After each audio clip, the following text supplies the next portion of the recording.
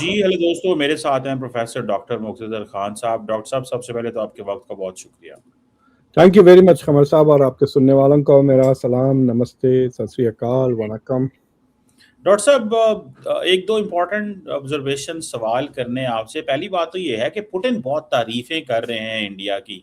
इसकी समझ नहीं आ रही, वो कह रहे हैं कि कोई ग्लोबल इन्फ्लुएंस नहीं लेते वो, अंडर प्रेशर नहीं आते नरेंद्र मोदी, इंडिया की जो यूथ है वो बड़ी ज़बरदस्त है और इंडिया ने कभी किसी की डिक्टेशन नहीं कबूल की और रशिया की जो रोज़नेफ्ट है उसने को $25 अरब इंडियन इकोनॉमी में लगाए हैं।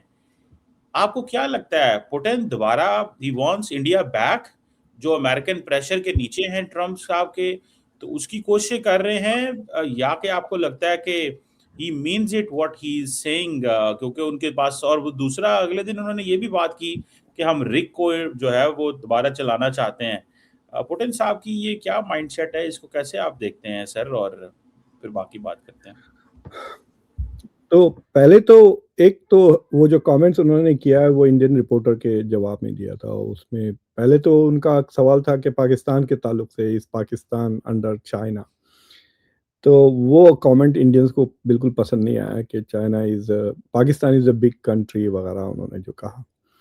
सो देखिए, ये जितने भी लीडर्स हैं ना, इन सब में सबसे ज्यादा स्मार्ट बंदा when it comes to handling international relations वो पुतिन है। I can tell you by far. मैंने एक बहुत ही लंबा, उसने एक बार इंटरव्यू किया था बीबीसी के साथ, पुतिन ने। तो वो बीबीसी के वेबसाइट पे मिल जाएगा यूट्यूब पर। थोड़ा सा पुराना है, 7 6 7 साल। But I was listening to him.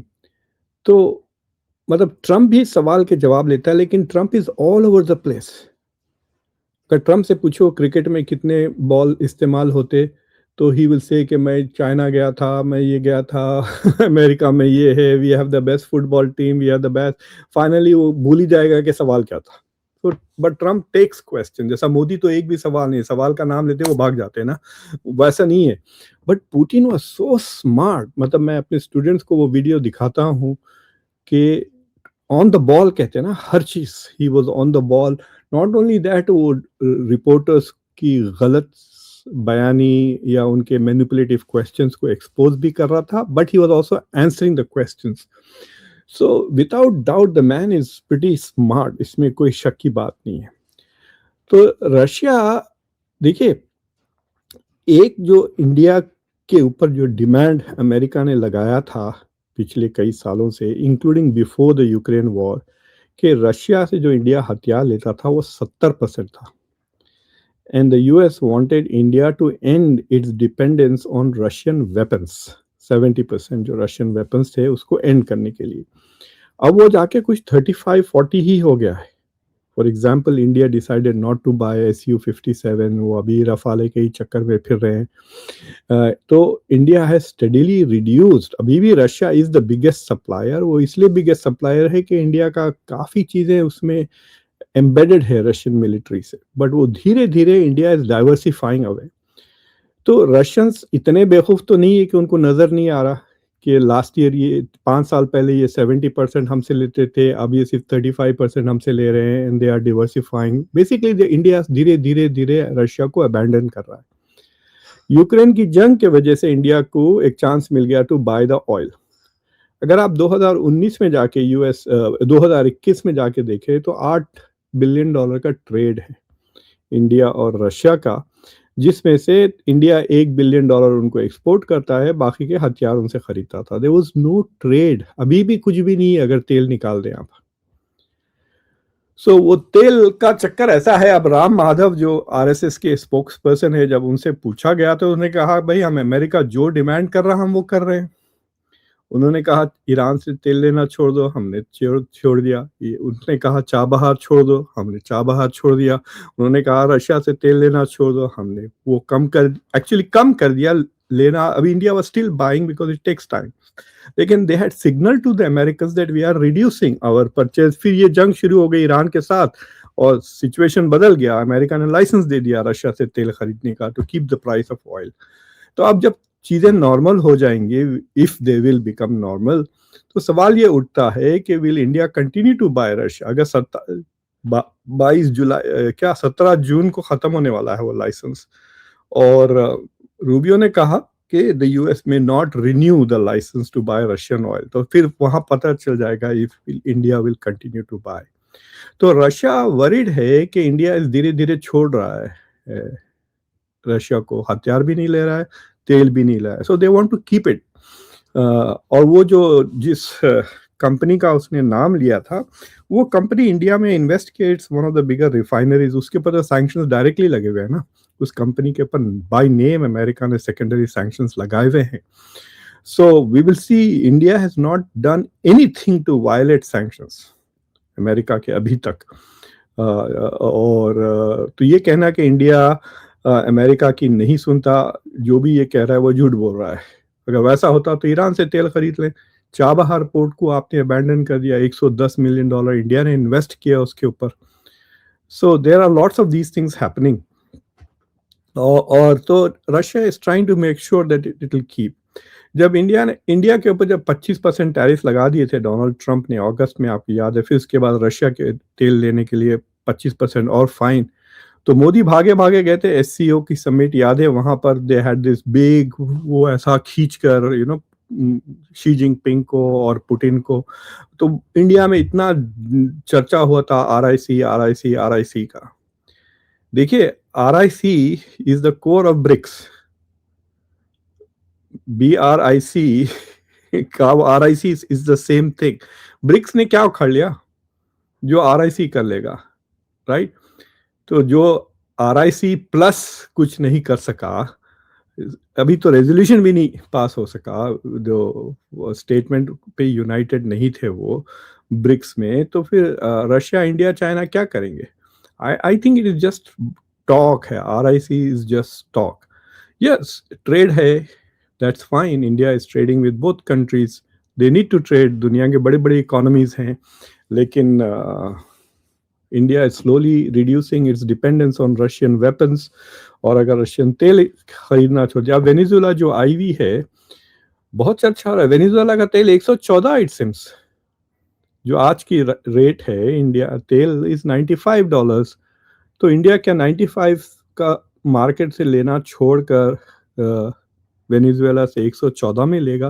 वो उसी सूरत हाल में ले सकता है जब वो अवेलेबल ही ना हो, हॉर्मुज के बंद होने की वजह से आप लेके मूव ही नहीं कर सके, तो then you will go somewhere where you need to get it.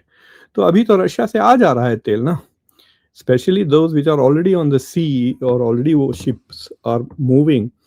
So we will see, अगर ये कॉन्फ्लिक्ट चलते रही जुलाई तक, जब लोग एक्सपेक्ट कर रहे हैं कि जुलाई में द एक्चुअल क्रंच शुरू हो जाएगा, क्योंकि ऑयल के रिजर्व्स खत्म होने लगेंगे, तो पता चलेगा कौन किससे कहाँ लेगा। And the price they are saying 160 हो जाएगी, कह रहे हैं ऑयल की कीमत। हाँ डॉक्टर साहब, कल वॉल स्ट्रीट जर्नल में उसमें वो एक बंदा है सुदानंद धूमे, हाँ धूमे, वो अभी मूव हो गया to council on foreign relations में है अब वो। हाँ, उसने एक आर्टिकल बड़ा इंटरेस्टिंग लिखा। उसने कहा जी कि इंडिया की जो इकोनॉमी है वो दैट्स ऑन द एज, और उसने कहा जी एक्सटर्नल फोर्सेस जो हैं वो इकोनॉमी को हर्ट कर रही हैं और पैसा निकल रहा है। इंडिया की जो पर कैपिटा इनकम है वो बांग्लादेश से भी कम हो रही है, हो गई है।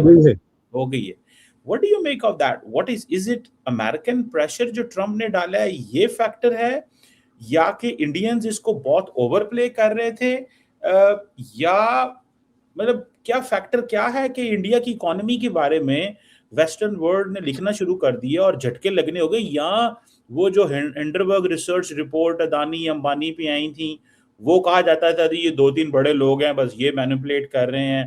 What do you make of that? तो आज इंडिया की इकोनॉमी की रिपोर्ट आई कि India is growing with 7.7%, fastest growing economy in the world. चौथे क्वार्टर में 7.8% का ग्रोथ हुआ। सो इंडिया इज, ऐसा लग रहा है जैसा कि इंडिया तो बस ऐसा रॉकेट की तरह जा रही है इंडिया की इकोनॉमी। अगर इंडिया की इकोनॉमी रॉकेट की तरह जा रही तो फिर कॉकरोच क्यों इतने एक्साइट हो रहे हैं? लिटरली अनएम्प्लॉयमेंट इतना हाई क्यों है? पर कैपिटा इनकम इतना कम क्यों है कि बांग्लादेश से नीचे हो गया है? बांग्लादेश इज रिकवरिंग फ्रॉम 2 साल 3 साल का केओस से निकल रही है बांग्लादेश। अब होता है बांग्लादेश की जो ग्रोथ रेट है वो 3.5% है। उसके बावजूद उसकी GDP per capita is more than India GDP per capita. तो अब इंडिया के लिए एक या दो कॉन्स्टेंटली वो इंडिकेटर्स पे बात करते रहते हैं कि India is the fastest growing economy and India 7% 6% से ग्रोथ हो रही है, लेकिन ना जीडीपी में उतना ग्रोथ आ रहा है, जीडीपी पर कैपिटा। अगर जीडीपी पर कैपिटा पे असर क्यों नहीं हो रहा है, फिर दैट एक सवाल है। फिर अनएम्प्लॉयमेंट क्यों इतना हाई है, स्पेशली अमंग द यूथ, 15% से ज्यादा है अमंग द यूथ। तीसरी चीज ये है कि महंगाई कम नहीं हो रही, रुपये की कीमत क्यों गिर रही है। अब इतनी चर्चा चल रही है ना इंडिया की इस साल की इकोनॉमी की, मैं देख रहा था इंडिया का जो सबसे बड़ा नुकसान ये हुआ है, ये गोदी मीडिया जो पैदा हो गई, they have become brain dead. मतलब मुझे लगता है सुबह उठ के वो खाना वाना खा के अपने दिमाग को ऑफ करके जॉब पे चले जाते, बिकॉज देखिए मैंने सारे रिपोर्ट्स देखे हैं, I was just scanning all the reports में, 1-2 दिन में I am trying to get 2 economist to come on my show and talk about it. किसी ने ये रिपोर्ट नहीं किया कि इतना तेजी से ग्रो हो रही, फिर चौथे से छठी कैसा हो गई India, right? India was the fourth, मान लिया आपने, last year India was the fourth biggest economy, सबसे तेज जा रही है, तो फिर छठा कैसा हो गई? Why is India now behind? किसी को पूछने का सवाल ही नहीं होता है। So the reporters don't ask these questions. उनकी नौकरियां चले जाएंगी, उनके घर जला दिया जाएंगे, उनके घर को बुलडोज कर दिया जाएगा, उनके खिलाफ एफआईआर दर्ज हो जाएंगे अगर आप एक भी इंटेलिजेंट सवाल पूछ लें। So nobody is asking this question. जो पूछ रहे हैं वो बाहर है, उनके चैनल ब्लॉक, ये वो हो रहा है। So if India is the fastest growing economy, then why did it become from 4th to 6th? Simple. It should have become 3rd if it is growing faster than that. दूसरी चीज ये है कि इंडिया की जो market capitalisation है वो भी श्रिंक हो रही है। इसी हफ्ते दिस वीक दोनों ताइवान और साउथ कोरिया इंडिया को ओवरटेक कर लिया है in terms of the market size, market capitalisation. यानी अगर आपको इंडिया की पूरी स्टॉक्स, जितने भी स्टॉक्स है पूरे खरीदने चाह है तो कितना, उसको $4.9 ट्रिलियन में आप खरीद ले सकते पूरी इंडिया की स्टॉक मार्केट। बट वही अगर आप ताइवान जाके, जो छोटा सा मुल्क है, उसकी पूरी स्टॉक मार्केट खरीदने गए तो आपको $5 ट्रिलियन लगेंगे। तो ताइवान एंड साउथ कोरिया दोनों इसी हफ्ते they have overtaken India. So people are not making the two connections, right?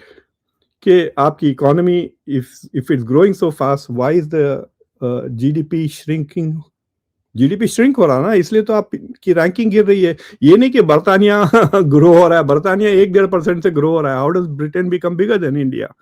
So there are lot of questions about India. जो फेमस इकोनॉमिस्ट है उनके बड़े ख्वाब है कि मैं वापस जाके आरबीआई का चीफ बनूंगा, ये बनूंगा, वो तो डर के कुछ बोल नहीं रहे। और जिनको पता चल गया है कि वो अब उनको कोई जॉब वॉब इंडिया में बड़े मिलने वाले नहीं है, वो खुल के बोल रहे हैं, तो उनको एंटी नेशन, एंटी नेशनल, इस तरह की बातें लगा दी है। अब ये अशोका मोदी साहब है, उनकी ये किताब देखिए आप, प्रिंसटन, आईएमएफ के इकोनॉमिस्ट थे प्रिंसटन में, इंडिया इज ब्रोकन लिखे उन्होंने किताब। इनको मैं इंटरव्यू भी किया और ये किताब को मैंने रिव्यू भी किया है।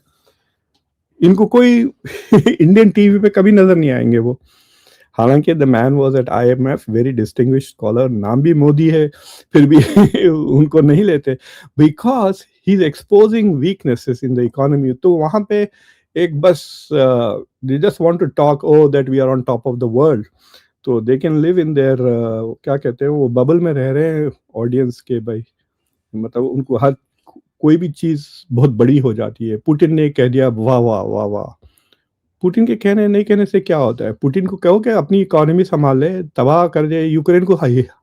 यूक्रेन को नहीं हरा सका, 4 साल हो गए, बातें कर रहा है।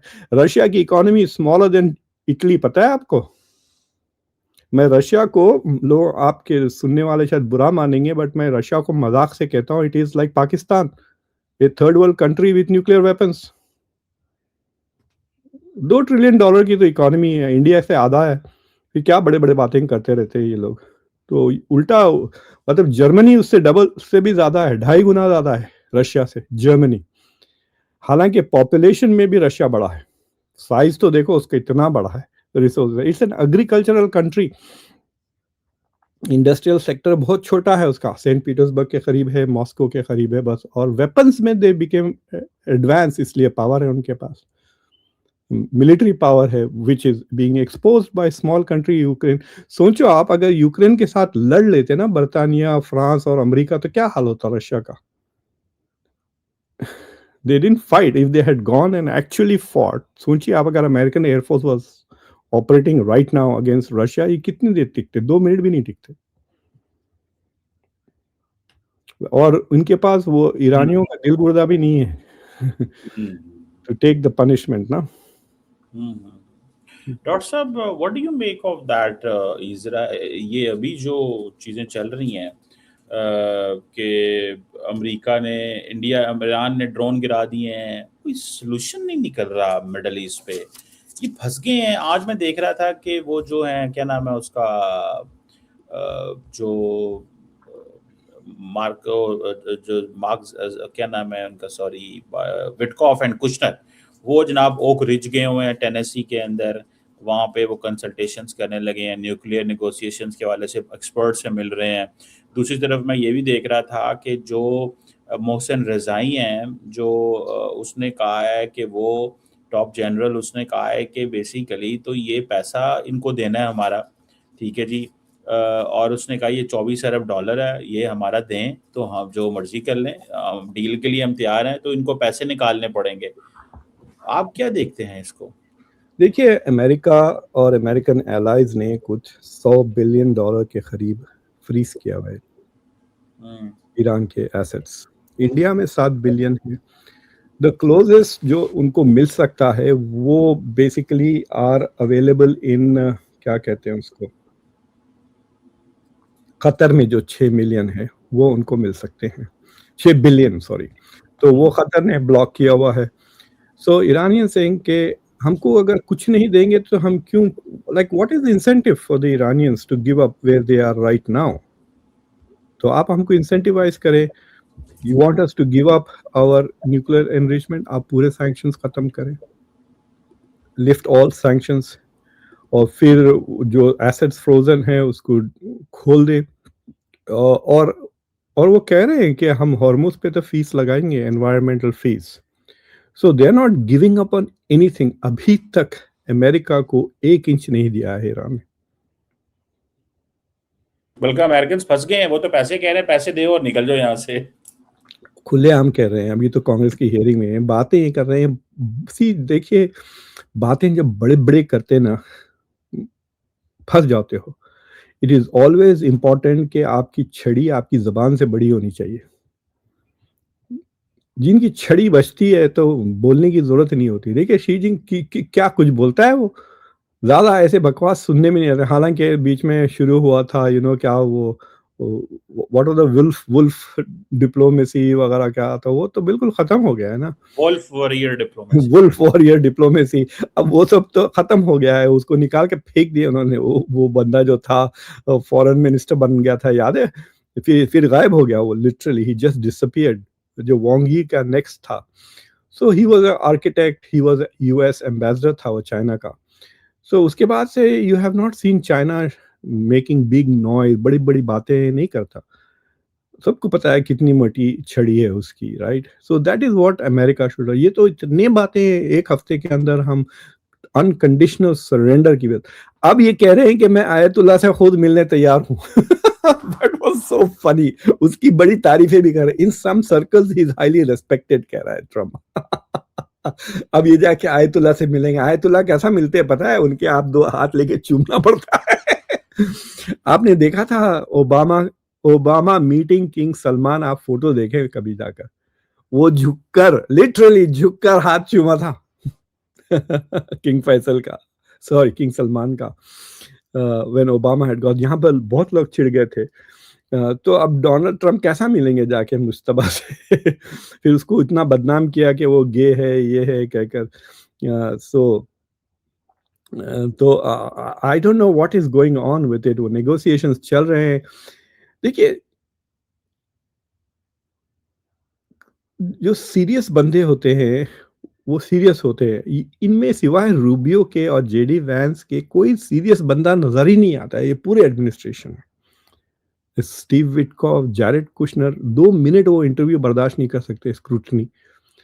ठीक है, स्कॉट बेसेंट थोड़ा सेंसिबल आदमी है, वो जो क्या नाम है, जॉन ग्रियर जो है, जो trade represent, these are serious people, but they are not on the front lines of the Iran negotiations. So Iran negotiations, like, who is explaining, right? मतलब Iranians, आप देख लें वहाँ सारे के सारे PhDs बैठे हुए हैं वहाँ पर, all of them are PhDs। जो गलीबाफ है, he is a professor। ये आपने देखा होगा, ये कॉन्स्टेंटली आते रहते हैं, मारंडी, प्रोफेसर सैयद मारंडी के कॉलीग है गलीबाफ। और इससे पहले लाराजानी था, वो भी PhD है। So all of these people, Abbas जो अराकची है वो भी PhD है। These are all PhDs in social sciences. कम से, और बाहर पढ़े हुए हैं भाई, अमेरिका में पढ़े हुए हैं ये लोग। सो व्हेन दे रीड, देखिए, मैं जो PhD की सेमिनार पढ़ाता हूँ ना, अमेरिकन फॉरेन पॉलिसी की, अगर आप मेरी क्लास ले रहे हैं तो एटलीस्ट आपको कम से कम 300 पेज हर हफ्ता पढ़ना पड़ता, 300 pages minimum. Usually it's a book plus 4 articles, तो यूजुअली 450 तक चले जाती है। अगर पतली बुक है तो 300। और I expect my students to know every page. अगर मुझे जरा भी शक हुआ ना कि कोई स्टूडेंट पढ़ नहीं रहा है, तो मैं उसको बहुत बुरी तरह सबके सामने बेइज्जत कर देता हूँ, उनसे पूछ लेता हूँ कि क्या ये आर्टिकल में ये लिखा हुआ है। फिर वहां आपको पता चल जाता है कि सबको। मैं साफ कहता हूँ कि अगर आप दिन में अगर 6-7 घंटे पढ़ नहीं सकते without distraction, if you can not read, then you should not be a scholar. आप निकल जाएं पैदल, कुछ और कर ले जाकर। But if you, that is what life of being a scholar is, कि आप बैठे और नॉलेज एक्यूमुलेट करें, राइट? तो ये सारे के सारे ट्रेंड बंदे हैं, वो they can sit down there and go through the details of every element.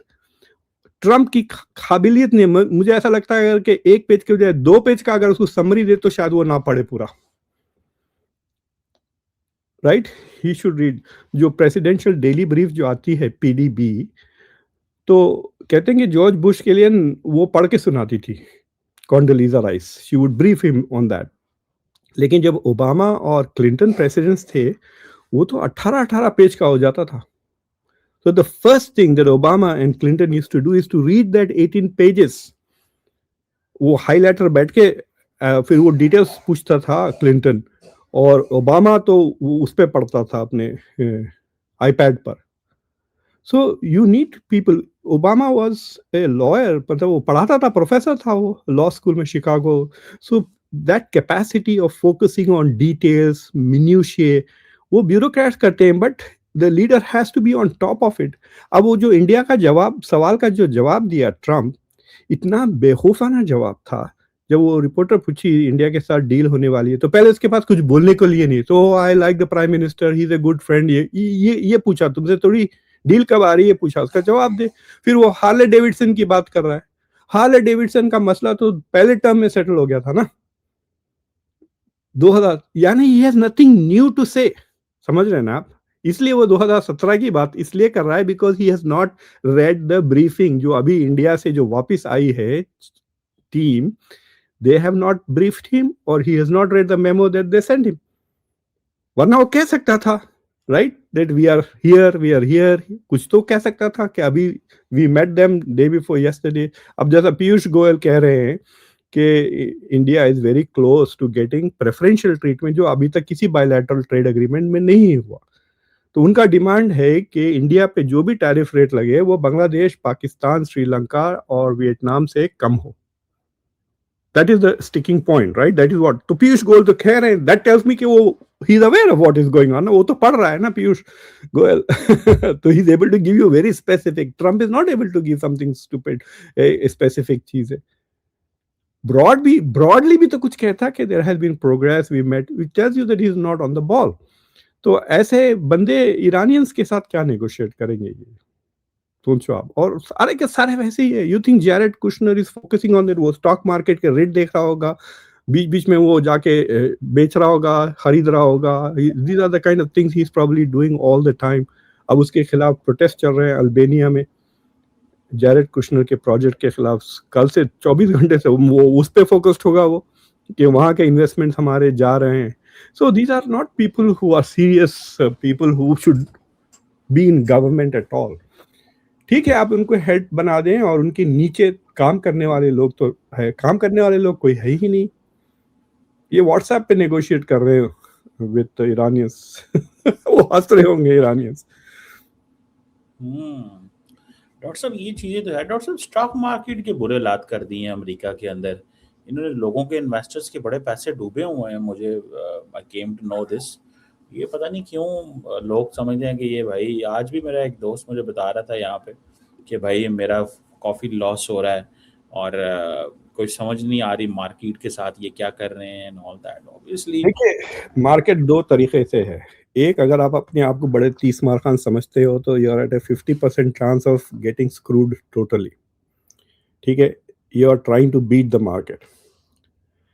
जो सेफेस्ट तरीका है कि आप जो इंडेक्स फंड्स होते हैं उसमें पैसे डाल दें और छोड़ दें।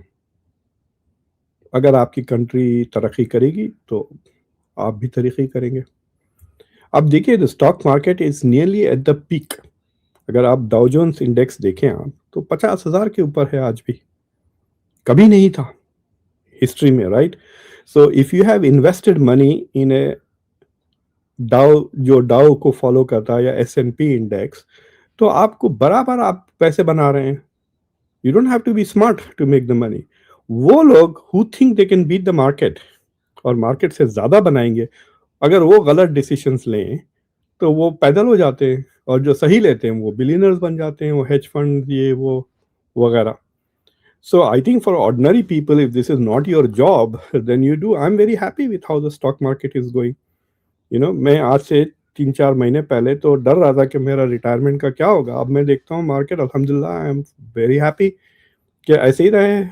Eight the rate it is growing, it is beating the inflation वगैरह, कुछ फर्क नहीं पड़ रहा है। So I am very happy with the market. So in fact ये इंडिया में काफ़ी प्रॉब्लम चल रहा है ना स्टॉक मार्केट का। It is down by some 10-15%, कुछ निफ्टी इज डाउन। तो जो लोग इंडेक्स फंड्स फॉलो करते हैं उनके लिए इन द लॉन्ग टर्म कोई ऐसी स्टॉक मार्केट नहीं है दुनिया में जो नीचे गई है। In the short term it goes down. आप पैसे डालें इन्वेस्टमेंट फंड में और रखें, it keeps growing growing growing growing. उसी तरह that is the safest way of doing it. Low fee mutual funds में इन्वेस्ट करें, एंड देन थोड़ा रिस्की फंड्स रहते हैं वो जो डेवलपिंग नेशंस है। जैसा कि अगर आपने रशिया पे इन्वेस्ट कर दिया इन 2021, तो आप अगर नहीं निकाले उससे पहले तो they are down right now, right? 2022, unless आप वेपन्स इन स्टॉक्स में डालें, देन यू आर अप। अगर आप रशिया की जो वेपन्स की कंपनीज है अगर उसमें इन्वेस्ट किए थे स्टॉक्स में, थिंकिंग ये जंग होने वाली है, तो आप करें। सो आज से 20 साल पहले मुझे बहुत नुकसान हो गया था, उसके बाद से मैं छेड़ता नहीं हूँ। तोबा कर कि I am not playing the market, I just go with the index funds, उसमें डाल के बैठ जाता हूँ, और 20 साल में अल्हम्दुलिल्लाह I am doing fine, I am very happy with it. That's what, क्योंकि I am an ordinary middle class बंदा हूँ ना, मैं स्टॉक ब्रोकर थोड़ी हूँ। तो बट ये जो लोग इन्वेस्ट करते हैं स्टॉक्स वगैरह, जो डे ट्रेडर्स वगैरह हैं, many of them must have made a lot of money on oil. देखिए अभी भी तेल 95 पे है। अगर आप समझते हैं अगले हफ्ते तक खत्म हो जाएगी ये जंग, तो आप तेल बेच दें अभी 95 में, एक हफ्ते के बाद वो गिर जाएंगे, जब खरीद के मार्केट को दे दें, शॉर्ट सेलिंग कर लें, assuming that the price will go down। लेकिन अगर एक भी रॉकेट चलेगा फिर वो से 97 हो जाएगा, आपके डूब जाएंगे पैसे। So it's difficult to predict where the market is going with regards to the oil related stuff. लेकिन जो दूसरी चीजें हैं वो यू कैन फैक्टर दैट कि इन्फ्लेशन चल रहा है, महंगाई तो है ही ना। अब अमेरिका में भी महंगाई बढ़ गई है। सो इट इज, देखिए महंगाई डायरेक्टली डैम्पन कर देती है stock market. inflation will have a negative impact on growth, and that will also have a negative impact ultimately in the stock market. लोग कह रहे हैं कि अमेरिका की जो स्टॉक मार्केट है वो आर्टिफिशियल है, बबल है, एआई का बबल है, क्योंकि लिटरली सब लोग सिर्फ एआई में इन्वेस्ट कर रहे हैं। लेकिन I am not invested in just AI में, एआई मेरा 1% भी नहीं है, उसके बावजूद आई am doing fine, which means that the rest of the market is also doing fine. ये और बात है कि जिन्होंने जैसा कि एनवीडिया में ले लिया था लास्ट, तो वो तो डबल हो गया ना आज। Those are different kind of people who get a lot of money. Thank you very much, Dr. Sahab. Shukriya for your time. Play your talk. Thank you, Farmer Saab. Bye.